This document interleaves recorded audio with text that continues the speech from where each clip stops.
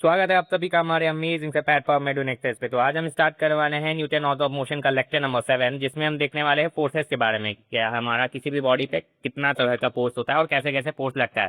तो पहले आते हैं हम नॉर्मल फोर्स के बारे में, जिसको हम कॉन्टैक्ट फोर्स भी बोलते हैं। ये क्या होता है हमारा? It is a contact push force which also acts perpendicular on a body. ये क्या होता है? नॉर्मल फोर्स या परपेंडिकुलर फोर्स भी हम इसको बोलते हैं। किसी भी बॉडी पे ये हमेशा परपेंडिकुलर डायरेक्शन में ही लगता है। मतलब मान लो ये एक ब्लॉक है, परपेंडिकुलर डायरेक्शन क्या है? ये ऊपर की तरफ नॉर्मल लगेगा, ऊपर नीचे लगेगा उसका mg। नहीं समझ आया होगा, एक बार फिर रिपीट कर रहे हैं, रुक जाओ देखो। जैसे ये मान लो ये एक ब्लॉक है, ग्रेविटी की वजह से इस पे एक फोर्स लग रहा होगा। कहाँ लग रहा होगा? नीचे के साइड में। तो नीचे के साइड में फोर्स लग रहा होगा कितना? नीचे के साइड में mg फोर्स लग रहा है, ठीक है। अब जब नीचे फोर्स लग रहा है तो टेबल भी उस पर कुछ फोर्स लगाएगा। अब टेबल भी उस पर फोर्स लगा रहा है, ये वाला टेबल उस पर फोर्स लगा रहा है, तो ऊपर के डायरेक्शन में वो क्या लग रहा है? ऊपर के डायरेक्शन में वो नॉर्मल फोर्स लगा रहा है। तो इसको हम क्या लिख सकते हैं? Normal is equal to M G. यानी एक फोर्स तो हमें निकालना आ गया, normal is equal to M G क्या होता है? दोनों फोर्सेस को एक दूसरे के बराबर कर दो। अब जैसे ये मान लो ये है, मान लो ये एक कार है, उसके ऊपर हम एक ब्लॉक रख दिए।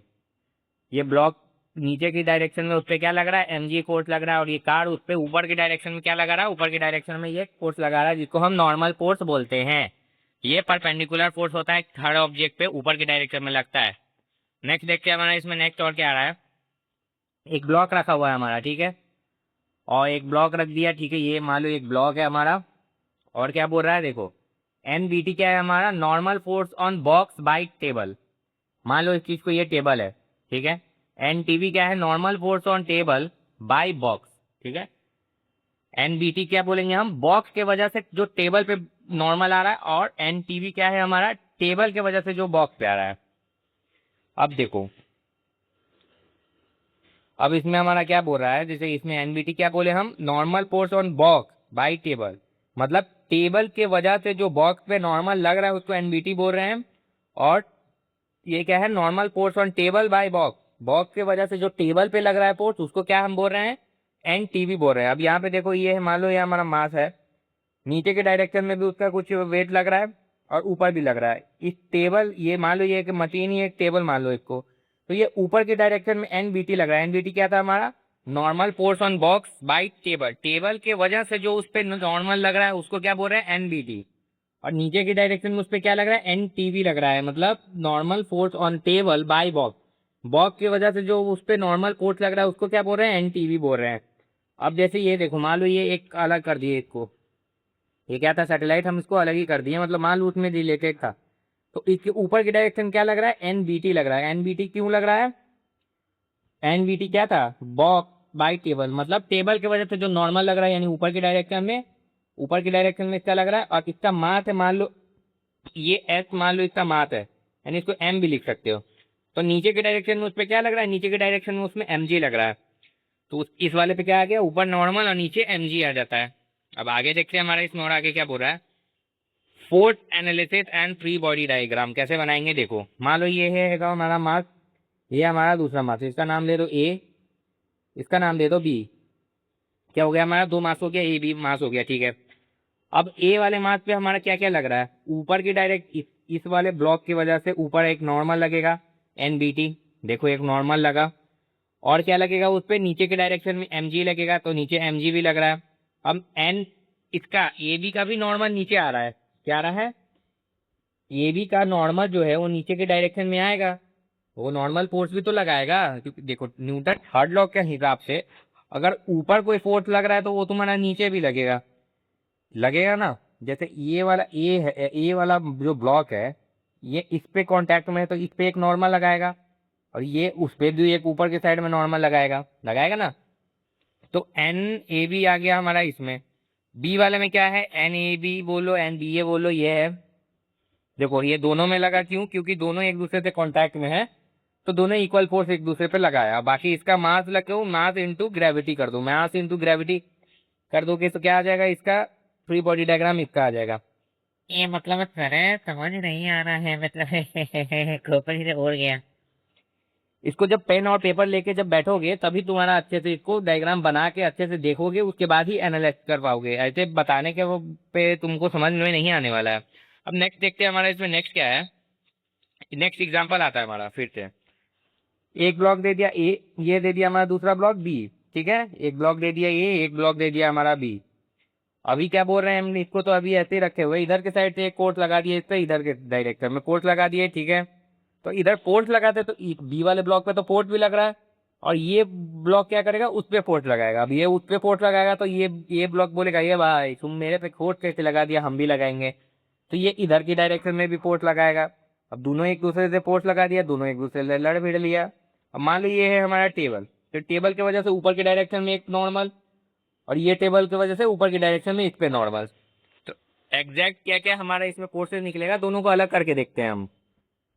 पहले ए को देख लेते हैं। ए पे हमारा क्या लगा, नीचे के डायरेक्शन में mg लगेगा, ऊपर की डायरेक्शन में नॉर्मल लगेगा, और इधर की डायरेक्शन में क्या लगेगा, एक और नॉर्मल इधर से लगेगा हमारा, ठीक है।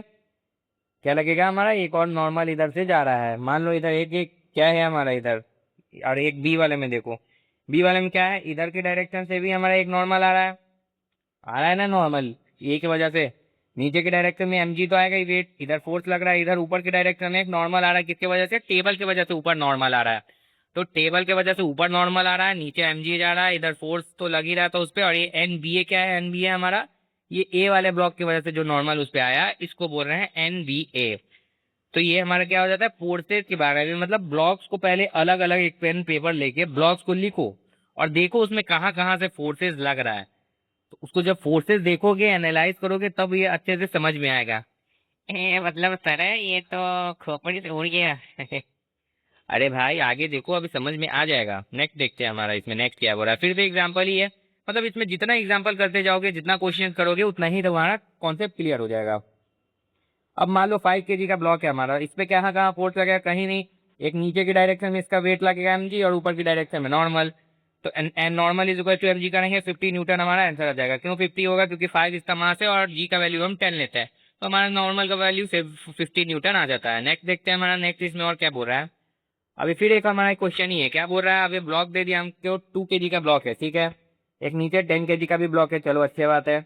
अब क्या बोला, हमारा नॉर्मल फोर्स बताना है। नॉर्मल फोर्स कैसे लिखेंगे, नॉर्मल फोर्स हमारा आया तो कुछ नहीं करेंगे, इसमें क्या करेंगे हम, mg किस पे नॉर्मल फोर्स बोला है, ब्लॉक बी पे। ब्लॉक बी कौन है हमारा, ब्लॉक बी, ये हमारा ब्लॉक बी है।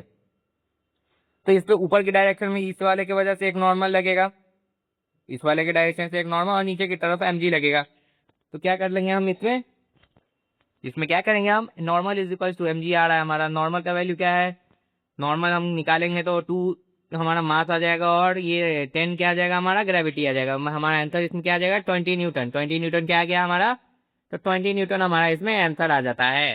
इजी क्वेश्चन था, इसमें कुछ करना नहीं था, normal is equal to mg करते बस हमारा डायरेक्ट आंसर है। नेक्स्ट क्वेश्चन क्या है हमारा, नेक्स्ट क्वेश्चन है हमारा, दे दो एक ट्रायंगल ब्लॉक दे दिया। चलो भैया दे दिया ट्रायंगल ब्लॉक, अब क्या करना है, ऊपर में भी एक ब्लॉक दे दिया। अरे भाई साहब अब तो तुम्हारा क्वेश्चन टफ बन गया। चलो देखते हैं और क्या है हमारे इसमें फिर करना है।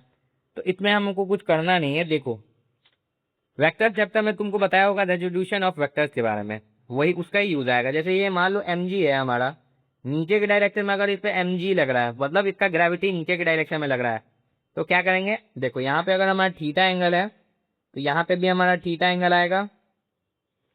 9th क्लास में पढ़ा होगा इस मैथमेटिक्स को।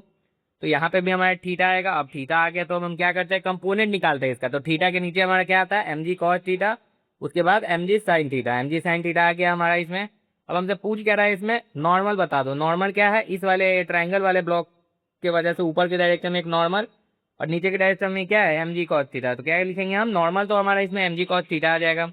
अब फोर्सेज कैसे लिखेंगे, फोर्स हमारा mg sin थीटा आएगा। क्यों mg sin थीटा को ही हम फोर्स मान रहे हैं, क्योंकि इस ब्लॉक को गिराने के लिए कौन रिस्पॉन्सिबल है, तो ये mg sin थीटा इसको नीचे की तरफ खींच के ले जा रहा है। तो mg sin थीटा की वजह से ही ये नीचे गिर रहा है, जिसके कारण हम क्या बोलेंगे, फोर्स इस पे लगेगा, mg sin थीटा वाला ही फोर्स लगेगा। नेक्स्ट क्या है हमारा, नेक्स्ट नेक्स्ट देते हैं। हाँ अब उसी क्वेश्चन को अब वैल्यू में दे दिया है, तो क्या करेंगे हम, कुछ नहीं करेंगे, हमें फॉर्मूला भी याद है या नहीं याद है, तो हम कॉन्सेप्ट लगा देंगे। मास दे दिया हमारा, इसमें इधर के साइड में mg cos थीटा लिखेंगे, इधर के साइड में हम mg sin थीटा लिखेंगे। थीटा का वैल्यू हमारा 37 दे दिया। नॉर्मल को किसके बराबर करेंगे, नॉर्मल को हम mg cos थीटा के बराबर कर देते हैं। mg cos थीटा के बराबर जब करते हैं, वैल्यू डालते हैं हम सारा, तो हमारा 16 न्यूटन निकल के आ जाता है इसका आंसर। नॉर्मल का आंसर क्या आ जाएगा हमारा, 16 न्यूटन हमारे इसमें आंसर आ जाता है। नेक्स्ट क्या है हमारा, एग्जाम्पल ही है, normal force exerted by platform. अब इसमें क्या है देखो, एक 2 kg है, 5 kg है, दोनों दे दिया है, ठीक है। नॉर्मल फोर्स बताओ प्लेटफॉर्म पे कितना, यानी इस वाले पे कितना नॉर्मल का फोर्स लगेगा, इन दोनों के वजह से ही लगेगा। तो टोटल मास कितना अब हम लिखेंगे, 7 लिखेंगे। क्यों 7 लिखेंगे मास को 2 7, क्योंकि अब ये दोनों सिस्टम मान लो, इसको एक सिस्टम मान लो 7 kg का है, दोनों का मास जोड़ के, वो इस वाले पे कुछ फोर्स लगा रहा है, तो 7 लिख दिए, ठीक है। अब नॉर्मल का वैल्यू निकालना है हमें, तो कैसे निकलेगा, normal is equal to M G, ऊपर की डायरेक्शन में हमारा नॉर्मल, नीचे की डायरेक्शन में एम जी। एम जी कितना है, 7 जी।